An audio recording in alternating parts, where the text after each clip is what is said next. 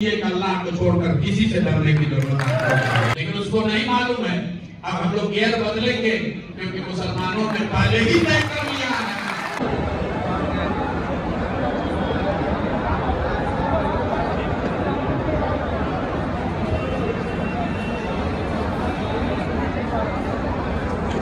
कि जो पृष्ठभूमि है, आज हम लोग क्यों मिल रहे हैं। आज से करीब 8-10 दिन पहले मैंने अपने मुसलमान साथियों से ये पूछा कि भाई आज के तारीख में मुसलमानों का क्या नजरिया है जनसुराज को लेकर, क्योंकि पिछले 3-4 महीनों से हम लोगों ने, खासकर व्यक्तिगत तौर पर मैंने, मुसलमानों के साथ जो रास्ता रखना है, जो बातचीत करनी है, जो संवाद स्थापित करना है, उसमें जानबूझकर थोड़ी कटौती की है। मैं जब पैदल चलता था तो हर प्रखंड में वहां के मुसलमान साथियों को बुलाकर जनसुराज के बारे में बात करता था। लेकिन पिछले 3-4 महीनों में आपने ये महसूस भी किया होगा कि प्रशांत किशोर की ओर से मुसलमानों को तक पहुंचने के लिए कोई विशेष प्रयास, विशेष संवाद नहीं किया जा रहा है। वो ऐसा इसलिए किया गया क्योंकि 2-2.5 साल के मेरे प्रयास के बाद ज्यादातर मुसलमान जो जनसुराज की परिकल्पना को समझते हैं, इससे सहमत हैं, उनका ये एक ही सवाल रह गया था कि हम लोग तो ठीक है, ये बात तो अच्छी है, ये प्लेटफॉर्म अच्छा है, ये रास्ता ठीक है, लेकिन हम लोग के अलावा इसमें कौन आ रहा। ये एक बड़ी चिंता, बड़ा सवाल मुसलमानों के मन में रहा। इसलिए मैंने जब बिहार बदलाव यात्रा शुरू की है तो मई महीने में अपने टीम को मैंने बताया कि भाई सभा चाहे जहां भी हो, अभी हम लोग मुसलमानों के जो इलाके हैं उनको थोड़ा छोड़ दिया जाए। पहले हम लोग हिंदुओं के इलाके में सभा करें और मुस्लिम भाइयों को वहां निमंत्रित करें, उनको आप ये दिखाएं कि देखो कि इस पूरे प्रयास से बिहार में कितनी बड़ी आबादी जुड़ रही है। कोई एक जाति विशेष का आदमी नहीं जुड़ रहा, कोई एक धर्म विशेष का आदमी नहीं जुड़ रहा। आप में से जो लोग भी थोड़ी बहुत भी राजनीतिक सामाजिक सक्रियता रखते हैं, आपके इलाके में जो जनसुराज की सभा हुई है, बिहार बदलाव की सभा हुई है, मैं दावे के साथ कह सकता हूँ कि एप्पल टू एप्पल, मतलब अगर गांव में सभा हुई है तो उस गांव में इससे बड़ी सभा किसी ने नहीं हाल फिलहाल में की है। अगर प्रखंड में सभा हुई है तो उस प्रखंड में उससे बड़ी सभा किसी ने नहीं की है। अगर विधानसभा में सभा हुई तो विधानसभा में उससे बड़ी सभा किसी की नहीं हो रही है। ये जो लोग आ रहे हैं, यही वो लोग हैं जो मुन्ना जी बता रहे, जो घबराहट पैदा कर रहे हैं, जो भाजपा वाले कंबल ओढ़कर सोए हुए थे। मुसलमानों को भी चिंता हो रही थी, अरे भाई तो गांधी की बात कर रहे हैं, ये तो मुसलमानों को आउटरीच कर रहे हैं, मुसलमानों को 40 सीट लेने की बात कर रहे हैं। ऐसा तो नहीं कि मुसलमान साथ में चला जाए और दूसरा कोई साथ बना है, महागठबंधन को नुकसान हो जाए। आज महागठबंधन वाले आराम से बैठे हैं, उनको लग रहा है कि पिछले 2-3 महीने में तो सारा एनडीए का, भाजपा का ही वोटर जनसुराज की ओर जा रहा है, लेकिन उसको नहीं मालूम है। अब हम लोग गियर बदलेंगे क्योंकि मुसलमानों ने पहले ही तय कर लिया है। मुसलमानों ने पहले से ही सुन लिया, समझ लिया, तय कर लिया। सिर्फ इतना ही फर्क है कि हमने कहा था कि मेरे कथनी पर मत जाइए, मैं जो कर रहा हूं उसको देखिए।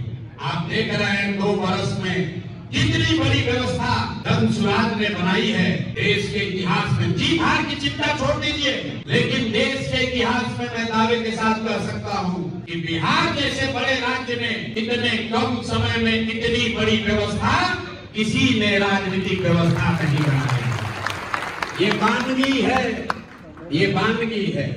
अगर आपने अगले 3 महीने में मन बना लिया, एक बार आपने कंधा लगा दिया, तो आप लिख कर रखिए, अगले 2 वर्ष में पूरे देश की राजनीति का निडिल घुमाकर बिहार की ओर कर देंगे।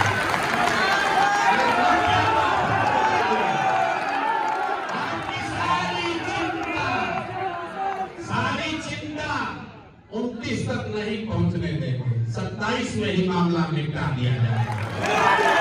आप खाली कंधा लगाइए, आप कंधा लगाइए। और आप में से जो लोग ज्ञानेश्वर हैं, समझने वाले हैं, आप समझते हैं आपकी लड़ाई 29 में नहीं है, आपकी लड़ाई 27 में है। आपकी लड़ाई बिहार में नहीं है, बिहार की लड़ाई देश में बाद में लड़ी जाएगी, आपकी लड़ाई पहले यूपी में लड़ी जाएगी। तो मेरे भाई, बिहार के मुसलमानों पर एक बहुत बड़ी जिम्मेवारी है। एक बार बंगाल के मुसलमानों ने मेरी बात मानी। 2021 में मालदा के मुर्शिदाबाद के मुसलमानों ने मेरा आग्रह माना और उन्होंने ममता बनर्जी को वोट दिया। आप जाकर जांच लीजिएगा, 2021 से पहले 10 वर्ष से ममता बनर्जी वेस्ट बंगाल में चीफ मिनिस्टर हैं, लेकिन मालदा के मुर्शिदाबाद के मुसलमानों ने कभी तृणमूल कांग्रेस को वोट नहीं दिया। वो जीवन भर गनी खान चौधरी की वजह से जीवन भर उन्होंने वोट सिर्फ और सिर्फ कांग्रेस को दिया था। लेकिन 2021 में मैंने जाकर उनको बताया, मेरे भाई गनी खान चौधरी भी अगर आज होते, पूरे देश के मुसलमानों पर सीए एनआरसी का तलवार लटक रहा है और इसको रोकने का एक ही तरीका है कि भाजपा को बंगाल में हराया जाए। वहां के मुसलमानों ने ये बात समझी और उत्तर दिनाजपुर में, मालदा में, मुर्शिदाबाद में भाजपा का छोड़िए कांग्रेस का भी खाता नहीं खोला, एक लाइन से टीएमसी जीत कर आई। और आप क्या कर लीजिए, 2 मई 2021 जिस दिन बंगाल में रिजल्ट आया और जब पूरा देश का लोग कह रहा था कि भाजपा 200 सीट जीतेगी, यही लड़का प्रशांत किशोर ने खड़ा होकर कहा था चुनाव के रिजल्ट के 6 महीना पहले, इसी बंगाल में अगर भाजपा को 100 के नीचे नहीं रोके तो जीवन में संन्यास ले लेंगे। 2 मई 2021 को क्या हुआ? 2 मई 2021 को भाजपा को हम लोगों ने 77 पर रोका। बंगाल में जो हुआ सो हुआ। जिस दिन भाजपा को बंगाल में रोक दिया गया, उसके बाद से सीए एनआरसी का कहानी ही बंद हो गया। तो मेरे भाई अगर बिहार में तो हम लोग कोशिश कर रहे हैं, जैसे बिहार की लड़ाई नहीं है। गांधी चंपारण आए, चंपारण का आंदोलन हुआ। बिहार के होने के नाते कई बार हम लोग ऐसा कहते हैं कि चंपारण से देश को आजादी मिली। नहीं, चंपारण से देश को आजादी नहीं मिली। चंपारण आंदोलन के तो 40 वर्ष के बाद देश आजाद हुआ। चंपारण से इस देश को वो हथियार मिला, वो विश्वास मिला कि अहिंसा और सत्याग्रह भी एक तरीका है जिससे कि अंग्रेजों को हराया जा सकता है। तो जो काम जब चुनाव बिहार में कर रहा है, ये सिर्फ बिहार जीतने की लड़ाई नहीं है, इस बात को स्थापित करने की लड़ाई है कि 50% से ज्यादा, आधे से ज्यादा हिंदू तो आज भाजपा से जाति के नाम पर नहीं, विचारधारा के नाम पर लड़ रहे हैं, उनके विरोध में खड़े हैं। वो आधे हिंदू अगर 20% मुसलमानों के साथ मिलकर राजनीतिक सामाजिक गठजोड़ बना ले तो दुनिया की कोई ताकत उनको जीतने से नहीं रोक सकती है, कोई नहीं रोक सकती है। इसका प्रमाण है 80% आबादी हिंदुओं के देश में भाजपा को 40% से कम वोट मिला है। मेरे भाई आज भी आधे से ज्यादा हिंदू भाजपा को वोट नहीं देता है। जरूरत इस बात की है कि ये जो हिंदू हैं, जो मैं रोज समझाता हूँ, जो गांधी को मानने वाला हिंदू है, जो बाबा साहब का फॉलोअर है, जो कम्युनिस्ट विचारधारा के मानने वाले लोग हैं, जो लोहिया जयप्रकाश को मानने वाले हिंदू हैं, ये लोग आज भी आधी आबादी हिंदुओं की है जो इन 4 विचारधारा के मानने वाले लोग हैं। अगर इनके साथ 20% मुसलमान साथ में आ जाए तो सीधा आप हुए 60, भाजपा हुई 40। यही फॉर्मूला है जिससे भाजपा को देश में हराया जा सकता है। को किनारे भी कर दें तो यही वो लोग हैं जिन्होंने आजादी के लिए अपना खून बहाया है। गांधी के मानने वाले लोगों ने आजादी की लड़ाई लड़ी, मुसलमानों ने आजादी की लड़ाई लड़ी, बाबा साहब अम्बेडकर, कम्युनिस्ट और समाजवादियों ने आजादी की लड़ाई लड़ी, भाजपाइयों ने आजादी की लड़ाई नहीं लड़ी थी। तो अगर जैसे देश में आजादी हासिल करने के लिए मुसलमानों का और इन 4 विचारधारा के मानने वाले लोगों का गठबंधन बना था, उसी तरह अगर आज आपको नई व्यवस्था खड़ी करनी है तो विचारधारा आधारित व्यवस्था बनानी पड़ेगी। लोहे को लोहा काटता है मेरे भाई। जो संघ है, भाजपा है, वो विचारधारा आधारित व्यवस्था है। अगर भाजपा की विचारधारा से लड़ना है तो महात्मा गांधी की विचारधारा को ही खड़ा करना पड़ेगा, दूसरा कोई रास्ता नहीं। बस मैं इतना ही कहूंगा मेरे भाई, अब अगले 2 महीने अभी भी आंख बंद करके भरोसा मत कीजिए, देखते जाइए। खेल अभी अब शुरू हुआ, खेल अभी अब शुरू हुआ। आपको याद दिलाना चाहता हूँ 2015 में मैंने 2 जून 2015 को शुरुआत करी थी। तब ये मोदी की लहर थी। 14 में हम ही लोग जिताने में कंधा लगाए थे। 15 में जब यहाँ आए 2 जून 2015 को पहली बार मैंने हर घर दस्तक प्रोग्राम शुरू किया था। और जो महागठबंधन जिसकी आप चर्चा करते हैं वो अगस्त में महागठबंधन बना था और नवंबर आते आते भाजपा को 55 सीट पर हम लोग समेट दिए। अभी बहुत पानी बहना बाकी है। आपको सिर्फ इतना ही आग्रह करने आए हैं कि अब समय आ गया ये देखने का, समझने का कि समाज में कौन कौन से लोग जनसुराज से जुड़ रहे हैं और ये तय करने का कि जब सारा समाज जनसुराज से जुड़ रहा है तो कहीं मुसलमान किनारे ना बैठा रह जाए। बस यही आपसे आग्रह करने आए हैं। हमारे गाने को मत टूटिए। आपके इलाके में खुलकर चर्चा कीजिए भाई किसको वोट दे रहे हैं। अगर सारे लोग कह रहे हैं कि जनसुराज को दे रहे हैं तो मेरा आग्रह बस इतना ही है कि आप पीछे मत रहिए। इसलिए नहीं कि प्रशांत किशोर कह रहे हैं, मेरे भाई आपको हक के साथ खड़ा होना बताया गया है। हक के साथ खड़ा होइए, हक के साथ खड़ा होकर ही आगे का रास्ता निकलेगा। अल्लाह के साथ हकुल इबाद को अदा करने का भी अब आपका समय है। अब अपने समाज के लिए भी कुछ करना है।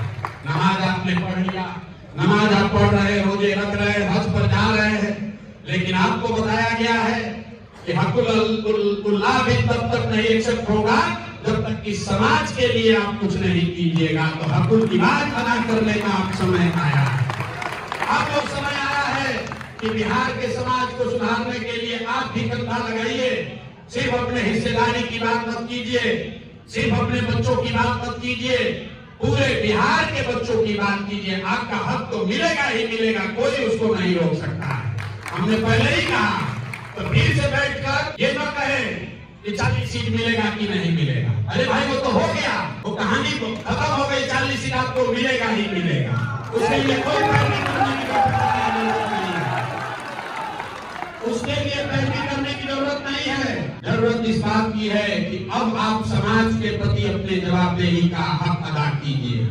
किनारे पर बैठे रहिए। इस लड़ाई में अल्पसंख्यक बनकर मत बनिए, मुसलमान बनकर हिस्सा लीजिए। अपने आप को अल्पसंख्यक कहना बंद कीजिए। बिहार को बनाने में जब ये इतिहास लिखा जाए, जब ये नई चीज खड़ी हो रही थी तो मुसलमानों ने भी अपना खून पसीना बहाया था इसको बनाने में। इसीलिए आपको फिर से आज दोबारा निमंत्रण देने आए। जब आजादी की लड़ाई लड़ी गई, भले मुस्लिम लीग अलग रहा हो, भले पाकिस्तान बन गया हो, लेकिन आज भी मुसलमान गर्व से कहता है कि इस देश की लड़ाई में, इस देश की आजादी की लड़ाई में हमारे पुरखों ने भी खून पसीना बहाया है। तो मेरे भाई आप किनारे न रह जाओ।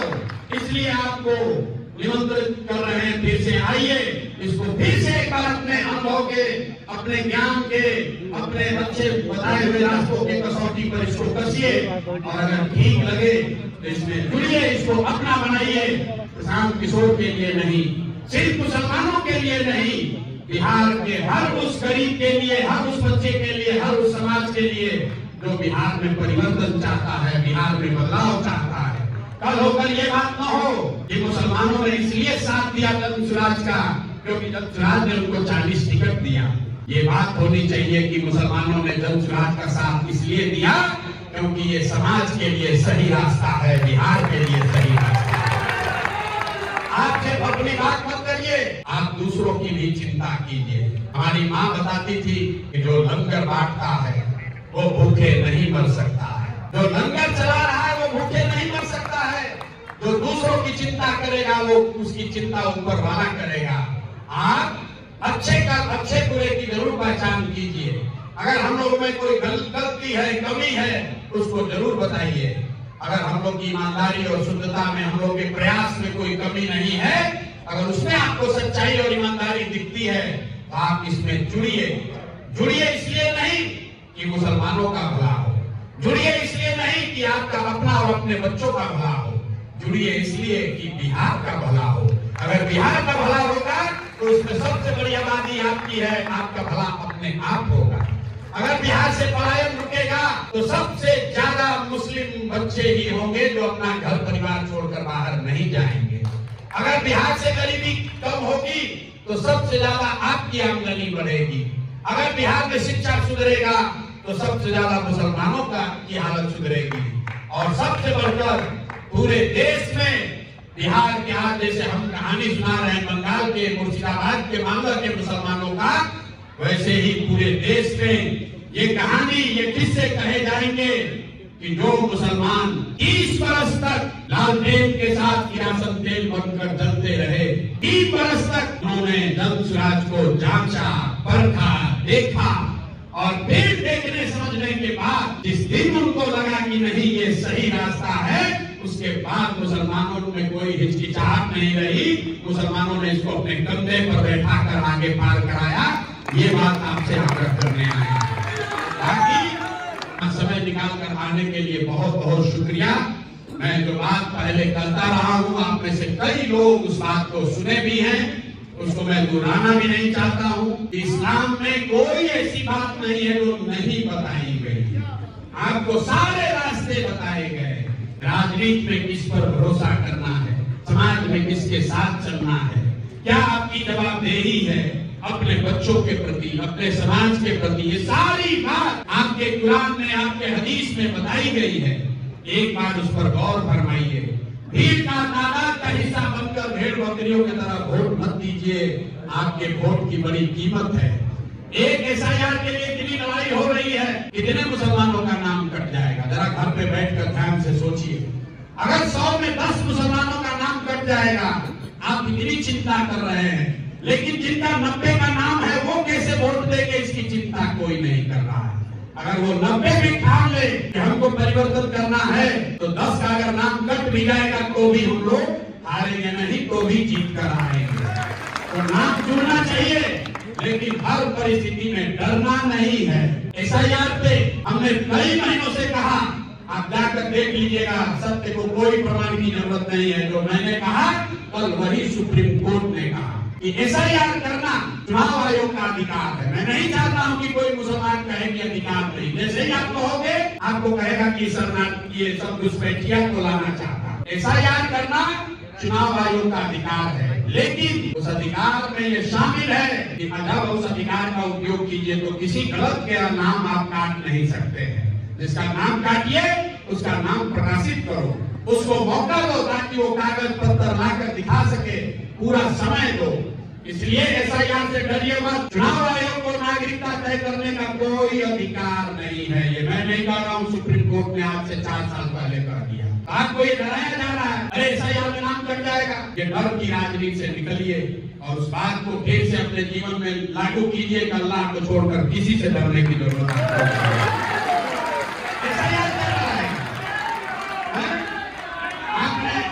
आपने 10-15 वर्ष भाजपा का शासन देख लिया, बड़े बड़े कांग्रेस के राज के लिए आपने दंगे देख लिए, आपने इतनी परिस्थिति देख ली, आपने सीएनआरसी देख लिया। किसी से नहीं डरे तो एसआईआर क्या डराएगा? 2-4-5 लोगों का नाम काट देगा।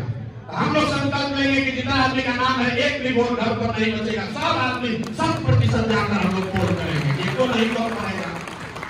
और भरोसा रखिए, चुनाव आते आते एक आदमी का भी नाम कटने वाला नहीं है। जिसका नाम कटा है तुरंत बताइए हम लोगों को, क्योंकि ध्यान रखिए इलेक्शन कमीशन को नागरिकता तय करने का अधिकार नहीं, वो अधिकार सिर्फ और सिर्फ होम मिनिस्ट्री को है। इलेक्शन कमीशन ने जो 11 डॉक्यूमेंट जारी किए हैं जिस पर आप वोट देते रहे, उस 11 डॉक्यूमेंट में कोई भी डॉक्यूमेंट आपके पास है तो कितना भी नाम काट ले, अंत आते आते उसको वोट देने का अधिकार मिलेगा ही मिलेगा। इसलिए डरना नहीं है, बिल्कुल वोट पड़ेगा, वोट सही से पड़े ये जरूरी है।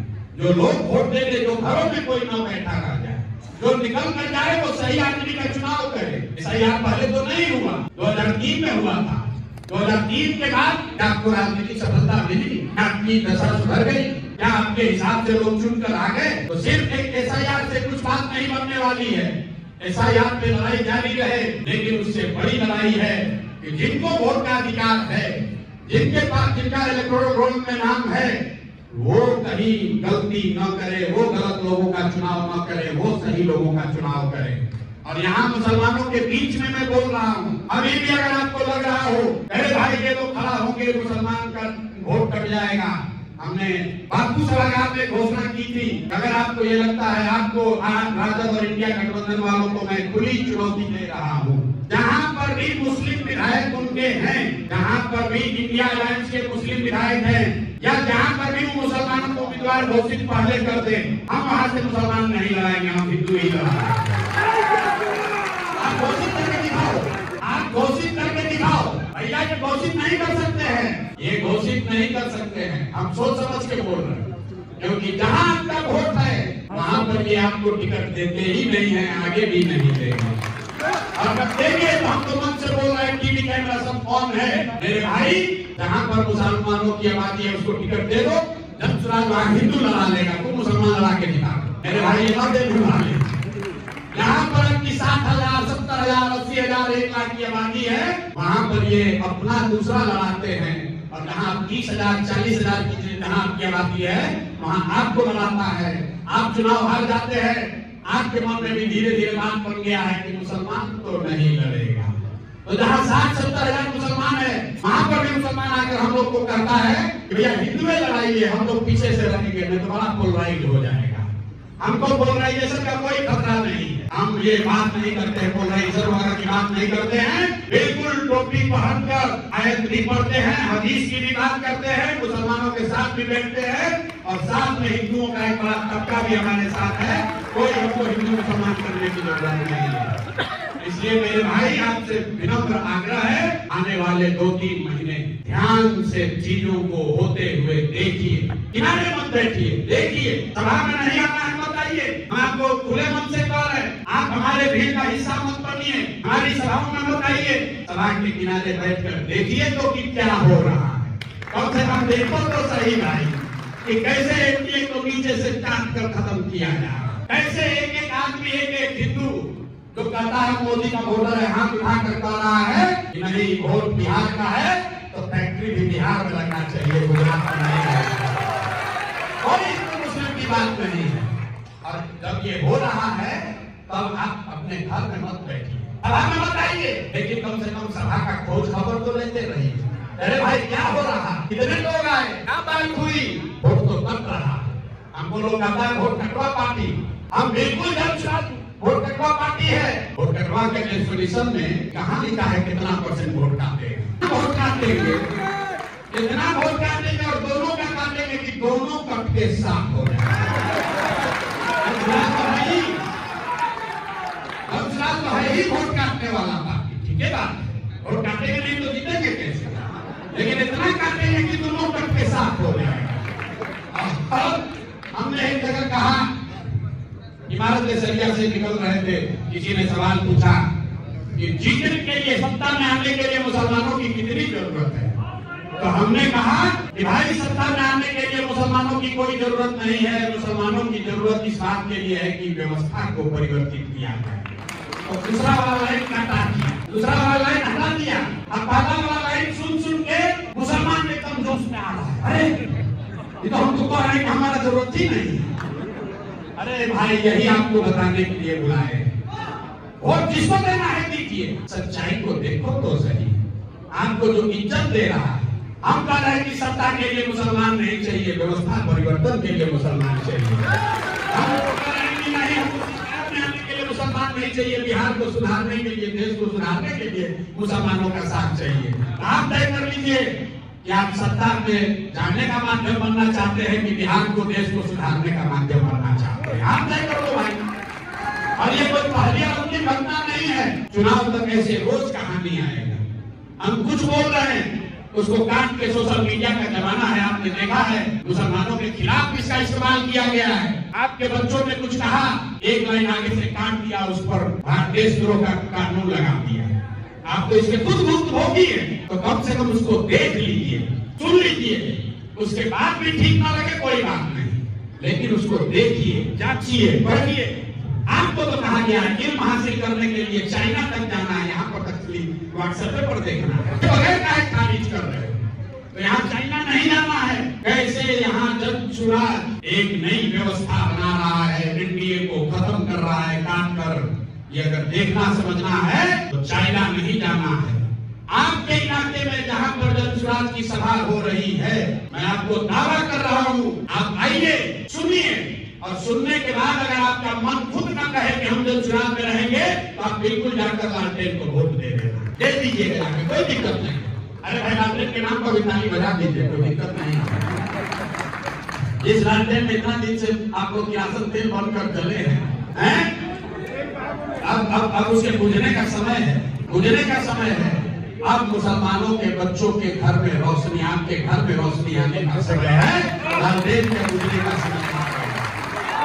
उनका लालटेन बुझेगा और उससे बड़ी रोशनी आपके और आपके बच्चों के जीवन में आएगी।